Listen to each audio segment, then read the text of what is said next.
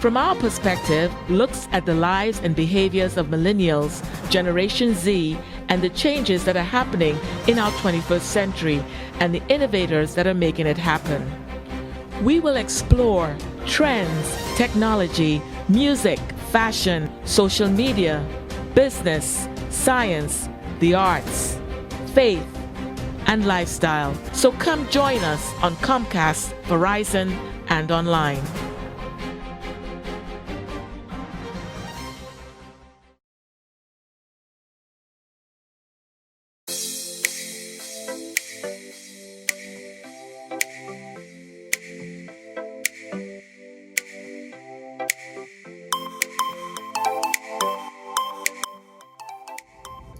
My name is Charles Ray.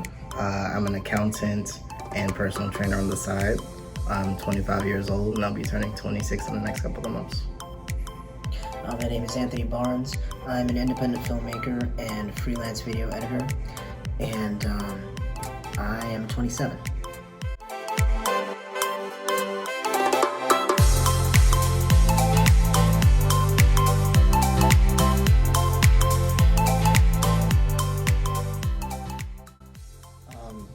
One thing that I know I've struggled with personally at this age, and that I've heard a lot of other people say that they're dealing with is, you know, the idea of like being an adult and what that means for our generation, you know, because we're not. I mean, at our age, you know, our parents were. Like, let's be honest, they were ahead, right? Yeah, they were doing other stuff, or at least they were on their way to, you know, having their own place or whatever, and, you know. When right now I'm 25, mm-hmm. When my father was 22 years old, and I think that he drove a van for a living. Yeah. Transported kids from from school to like after school, you know, community programs and stuff like that. Mm. Already had a kid. He was gonna have another one in the next 2 years. I don't think he made, I can't imagine that the salary that he made was that much, but like for him to plan to have those kids, to successfully raise those kids at 3 years younger than I am now, at 25, working as an accountant, I still cannot imagine being in that, having that responsibility, or even having the financial stability to do that and raise those kids how I want to. Or just even like having the frame of mind, the boldness to be able to do that. Like, I don't know, like to be able to think about it, like to make the plan is one thing. I know, because I know I've laid plans out several times, but the follow through, it's like you have to have something within that's just like, yeah, like this is happening. It's like, I see what's going on. I see but I'm just gonna do it anyway. I see what you're saying. I see what you're saying, and I think that kind of goes into the adulthood piece of it. Yeah. Too, especially for our generation right now, we might think too much. We might try to base. We might try to base our life too much on what we see online and what should be. Try to make it as perfect as possible. Yeah. Because that's like, you know, the ideals that we see from our parents, I guess, having been in a better economy, versus what we see in our peers, the ones that do post online, because we only see the good parts, right? Right. And then wanting our lives to kind of reflect those things. And honestly, at some point, I guess you might not have everything planned out, but I mean, if you're having a kid in the next 8 months, then you're gonna strap down. You're gonna get ready for that, right? You're gonna, whatever you're doing at the moment, whatever plan, whatever, all that's to the side. You're going to figure it out because you have to. And I think that our generation just might be a little too scared for that sort of action. I'll say something to that, because like the guy who actually taught me editing, like my mentor, he was getting a little frustrated with me, and rightly so, because I kept trying to think my way through what I was supposed to be doing. You know, I would try to see it in my mind's eye perfectly first before I did anything. Right? And that just wasn't working. It, like, the work took longer, and it wasn't as good. I wasn't thinking of solutions that way. You know, I wasn't finding solutions to problems that way. So one day I came to him with a problem, and he told me, he's like, hey, why didn't you fix this? He's like, well, I couldn't because I was thinking it through, and I'm like, yeah, no, this couldn't work. And the weirdest thing happened. Like, he looked at it. He looked at this project that I started from scratch. He had never seen what I'd done before, right? He looked at it, and I saw the look on his face when he fixed it. Dude didn't have any idea what he was doing. He just started poking around, found it, fixed it in 10 seconds. Like, I was like, what? Yeah. And yeah, that was a profound moment for me. It was so small, but it was like so profound. It's like you just gotta sometimes like. Well, I was about to say, what do you think the difference in your approach and your your mentor's approach was to it? I think he just had the resolve first, rather than like he didn't put so much faith in the plan. I was thinking, okay, plan first. It's like, yeah, always plan, but before you even plan, resolve that you're going to find the solution, even if the plan's not working out. If the plan's not working, change the plan. Don't change your Don't change whether or not you resolve to fix the problem in the first place. You're still gonna fix it. Just might not be the way you had intended the first place. I might be making a big jump with this, but when you're explaining that, it kind of makes me think that like, putting it back in the context of generational, right? Is that maybe we're so used to, and I'm saying we as in like our age and demographic and Gen Z and younger than us, is so used to having those resources. So used to being able to go and look at a solution and have everything planned out that we don't have resourcefulness. There's an app for that. Go look up the solution on YouTube. Right. No, but exactly. Look up the solution on YouTube. But and everything's already there. Everything's already 100 different ways planned out for you. But because of that, maybe we just don't really put together our own plans. I mean, because of that, it's it's just harder for us to come up with it, because why would we, right? Yeah, and if stuff doesn't work, it's harder for us to switch gears and be like, okay. Well, because it wasn't ever us putting our own information, our own knowledge and wisdom into it, right? So we don't have faith in our own knowledge. Yeah. So it's like I came up with it. Well, I know this isn't gonna work because I came up with it, right? And that's like, that I think I know that's the mentality I've struggled to come out of. I'm still struggling to come out of, but I think a lot of people deal with that as well. And maybe that kind of goes back into like what adulthood can mean for us, right? Is kind of letting go, or first off, acknowledging where our faults are with that, right? I know right now, like this 2023 has been a really great year for me, right? I had this really extensive plan about how I was out of college in 2018, how I was going to go be a personal trainer. I was going to use my extra time to get to work on my gymnastics and my stunts. I was going to move to Atlanta. I was going to do all of this stuff while training on the side, because it's a very mobile business. And it just, the plan just didn't come to fruition for a number of reasons. Yeah. So I was in a rut in 2022. I was like, oh my goodness, I have no idea what the heck I'm going to do. And so instead of trying to make another plan and try to take it step by step, I was just like, okay, let's take a step back. Let's figure out right now what I can do that's going to put me somewhere that's stable. After I'm somewhere that's stable, after I feel comfortable where I am economically and financially, then we can worry about the dream and all of that stuff after. And so but it's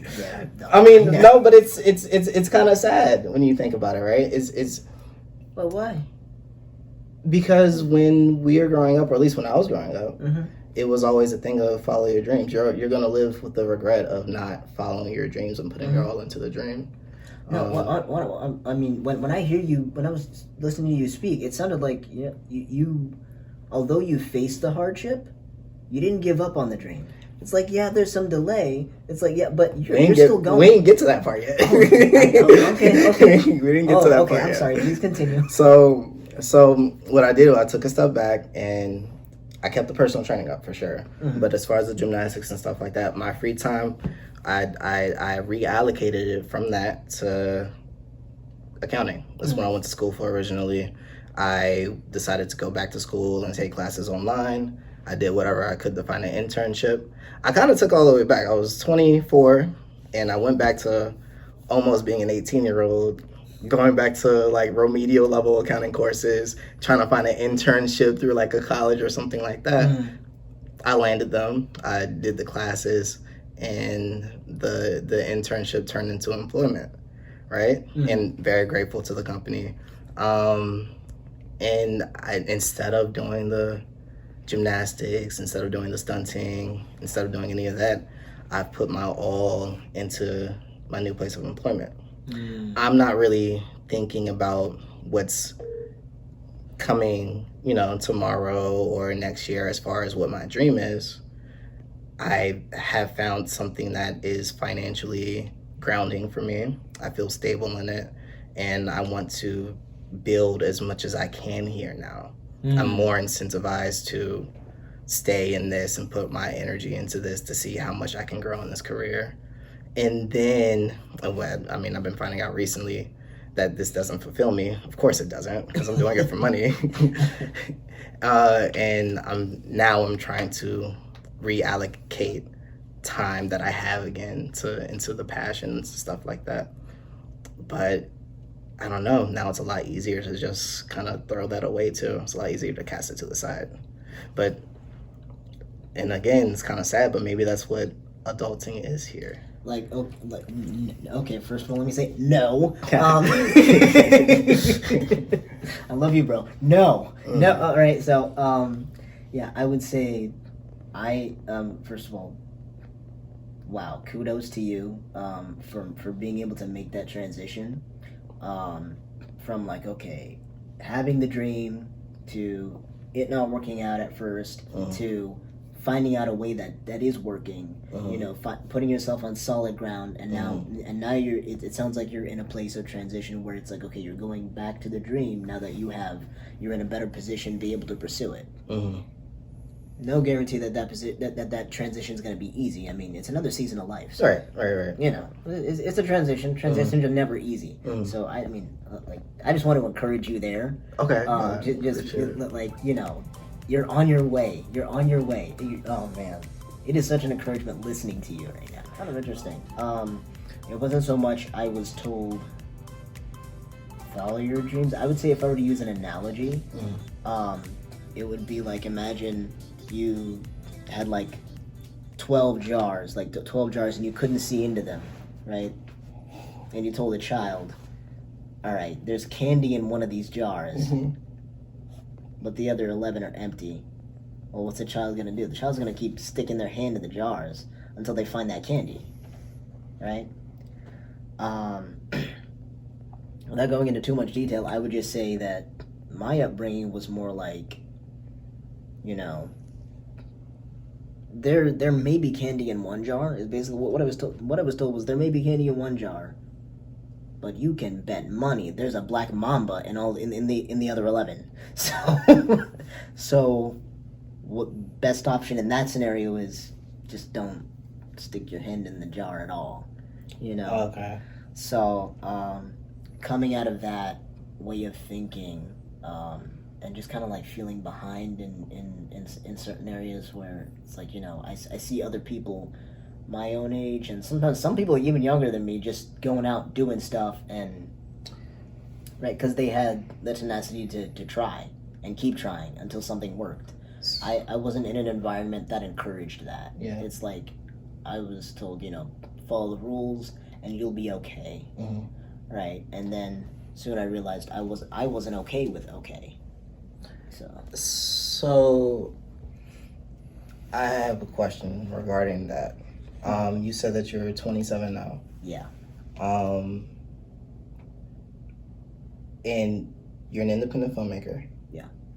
Is that where you see your career Do you see yourself expanding your career in independent filmmaking? Oh, yeah. In the next few years, or for the rest of your life, preferably. Yeah, for the rest of my life. Yeah, yes.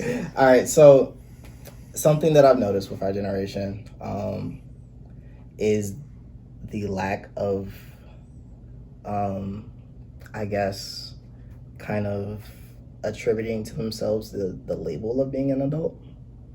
Yeah. Like they say we say we're adulting. Adulting. And I said it earlier. I said it earlier like, out of habit of Gen Z speak. But we'll say we're adulting as opposed to we're adults. Right. And I think a lot of that is because when we think of adults, we think of our parents. Yeah. We think of our parents having the ability and capacity to raise a family. Right. And be a mother and a father when they were. Mm-hmm. Right. And I don't know. Do you see yourself? First off, do you see yourself as an adult at 27 years old? You're independent filmmaking. Mm-hmm. It sounds like you want to get into that more. Yeah. It doesn't sound like you're completely stable in that field yet, right? Right. You don't have any kids. No. You don't plan on having any kids anytime soon. Do you ever have trouble kind of fitting into that label and category as an adult? Oh, 100%. Okay. A lot of the time, I just go into what's called superposition, mm-hmm. where it's like you're observing yourself, mm-hmm. and a lot of times what I see is just like you're 27, but you still act very much like a child. You don't have the confidence associated with a fully mature adult, and I'm aware that's mainly because I'm not very rich in experiences. There's still a lot of first time things I'm doing. Just like trying things out for the first time and learning slowly but surely that way. Whereas, again, a lot of other people around my age, they've been through things. Like I didn't live on college campus. Mm-hmm. Right? I commuted every day. Mm-hmm. My parents were very aware of everything that I was getting into, and mm-hmm. so, the interesting thing is that when you when you live on campus, right? That's your first real adult experience because you were responsible for you more so than at that point than in any moment of your life before that. I see what you're saying. The independence phase, right? A huge factor. And so, then not only that, but you're surrounded by a bunch of people who are in the same boat. Yeah. And that forms tight friendships. And I always thought it was amazing how people in college, they're friends for years and years and years afterwards. And I just thought, that's an interesting pattern. I wonder why that is. And I was like, oh, it's because they were depending on each other to figure stuff out. Because mm-hmm. not everybody had all the answers. Mm-hmm. It was like, okay, maybe I have some answers for you, maybe you have some for me, and that's how we're gonna do this. So coming out of college, I didn't have as many friends because I wasn't dependent on as many people. Well, and that was my next question. If with you having that different experience, who were you dependent on? Who do you feel like you were dependent on? Yeah, more my parents than anything else. And because of that,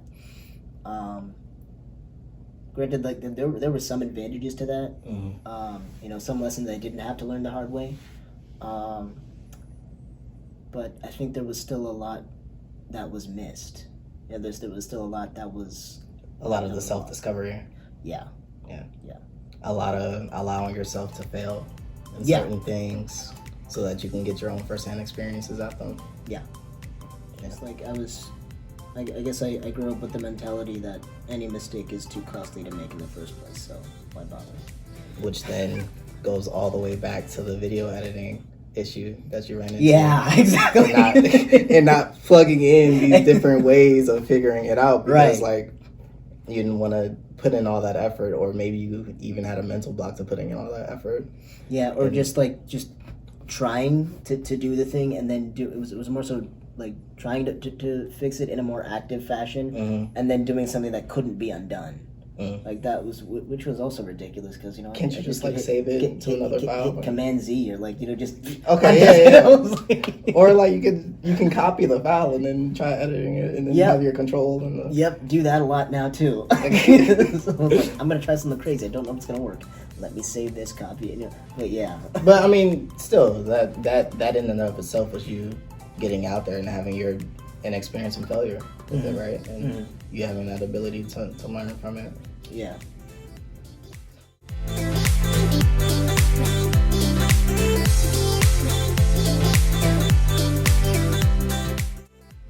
I'm about to make this huge transition. Okay, cool. I want to get this topic in. Cool.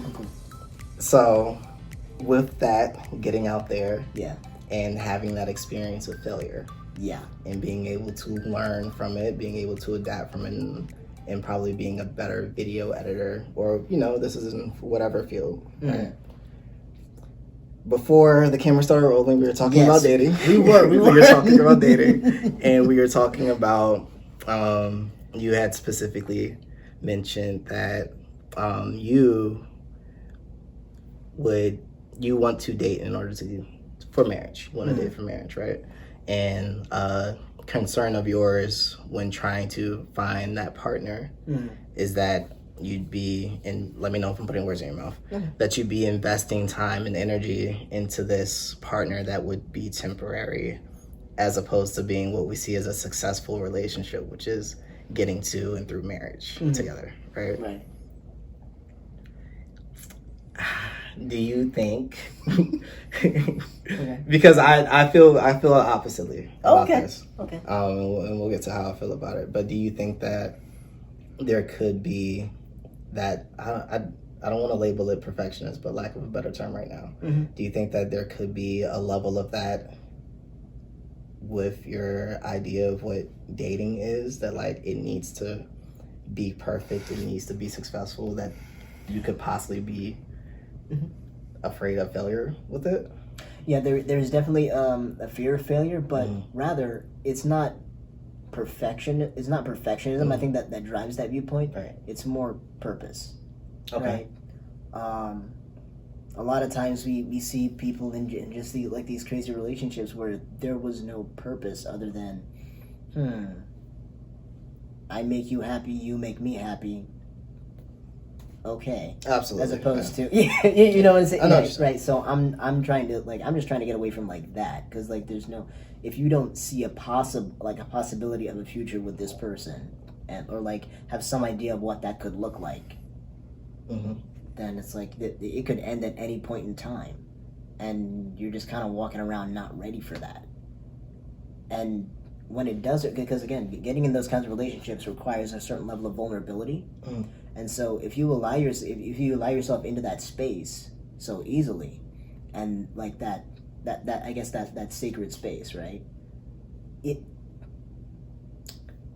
There's a much greater risk of being hurt for what? No reason. Right? Now I'm not saying my approach decreases the risk of being hurt. It's like, no, not necessarily, but at least the hurt came, it was for a reason. Whereas you were just irresponsible, you just were hanging with somebody and stuff happened. Okay. So I'm just more I'm just trying to be purposeful about the relationships I get into. It's like if I find myself attracted to somebody, I'm asking myself, well, why? And then if I see anything in them that's like, I'm not so sure I'm driving with that, or it's like, I really like that about this person. Is it worth being with them and all the other things that I don't like about them? I guess my question to that is, how do you know whether this person is marriage material, or you can see yourself marrying them without seeing how they are in a relationship first? That's why I think getting to know somebody, just as friends first, and observing them, like perhaps from a distance, stuff like that, before you get in too close, and just being very conscious of the relational proximity, and then like from there, and I think like the date, like from their date, I know you're probably thinking, it's like, dude, this seems like a lot of work. I'm like, yeah, well, it is. Because when you looking down the road, it's like they always say marriage takes work. It's like, well, why shouldn't the lead up to it? You know. And in addition to that, you know, just thinking about how, like, we're in a country where the divorce rate is 53%, and how, being men, that puts a particular burden on us, financially, as well as emotionally. And, you know, because, I mean, anytime two people come together, it's almost like sewing flesh together. I know that's pretty, but yeah, when two people come apart now, that just gets torn. It can happen fast, it can happen slow, but one thing is for certain: it hurts. So you do want to be careful when pursuing those kinds of relationships, just so that whatever pain you experience, you can learn from it, as opposed to just, okay, that here I am hurting in this season for no reason. In addition to that, looking across human history, our generation is in a very unique position. Because I know I'm about to open up a whole nother can of worms here. Okay. Because for the first time in human history, women are, for the most part, on equal footing in terms of getting married in the first place. So, because for a long time, it's like they couldn't choose. Yeah. You know, and the reasons the reasons marriages even happened in the first place was just like political, business, you know, trade. So, yeah, now that we're not doing any of that anymore, we need to think. You know, it's like, whoa, why exactly are we doing this? And I think for me, as you know, just like as a follower of Christ, the Bible says, "Husbands, love your wives as Christ loved the church." Right. So that's a very self-sacrificial love, right? And not only that, just like expanding, like beyond that, like how does God, like think about the love God has for humanity, right? Yeah, God's love is unconditional. And I think you need to be prepared to have that unconditional love for somebody else, because it's not going to be easy, because nobody's perfect, and you know, there's just a lot there's just a lot to factor into it. But I think it's wise to go into it with an understanding that, yeah, this is something serious that we're doing, and it's like a lifelong commitment, and like, yeah, that actually. And so sometimes your feelings, they change with time, but what shouldn't change is your decision.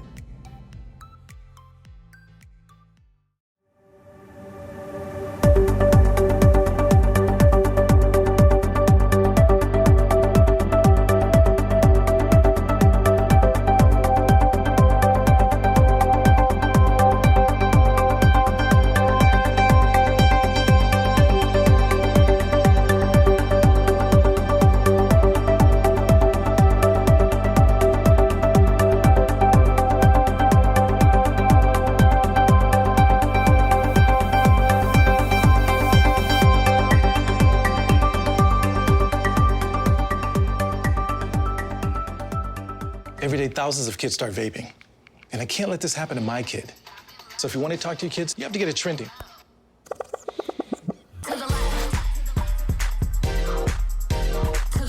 No, you're doing it wrong.